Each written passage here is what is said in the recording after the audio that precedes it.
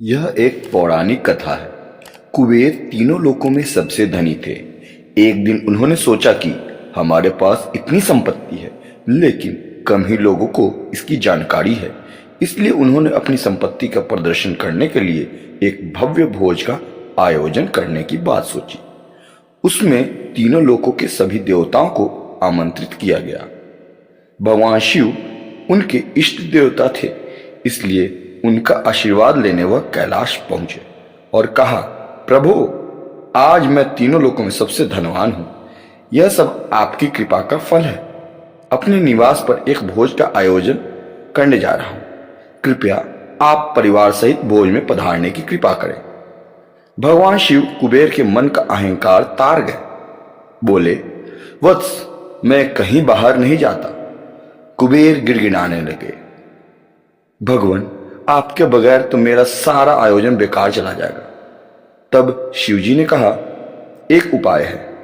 मैं अपने छोटे बेटे गणपति को तुम्हारे भोज में जाने को कह दूंगा। कुबेर संतुष्ट होकर लौट आए। नियत समय पर कुबेर ने भव्य भोज का आयोजन किया। तीनों लोकों के देवता पहुंच चुके थे। अंत में गणपति आए और आते ही कहा, मुझे बहुत तेज भूख लगी है, भोजन कहाँ है? कुबेर उन्हें ले गए भोजन से सजे कमरे में। सोने की थाली में भोजन परोसा गया। क्षण भर में ही परोसा गया सारा भोजन खत्म हो गया। दोबारा खाना परोसा गया। बार बार खाना परोसा जाता और क्षण भर में गणेश जी उसे चट कर जाते। थोड़ी ही देर में हजारों लोगों के लिए बना भोजन खत्म हो गया, लेकिन गणपति का पेट नहीं भरा। वे रसोई घर में पहुंचे और वहां रखा सारा कच्चा सामान भी खा गए, तब भी भूख नहीं मिटी। जब सब कुछ खत्म हो गया तो गणपति ने कुबेर से कहा, जब तुम्हारे पास मुझे खिलाने के लिए कुछ था ही नहीं तो तुमने मुझे न्योता क्यों दिया था? कुबेर का अहंकार चूर चूर हो गया। तो इस प्रकार हम देखते हैं कि अहंकार तो देवताओं का भी नहीं ठहरा।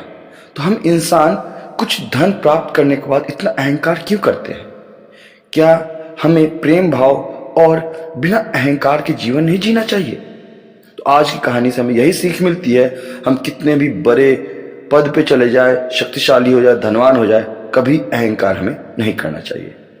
जय श्री गणेश।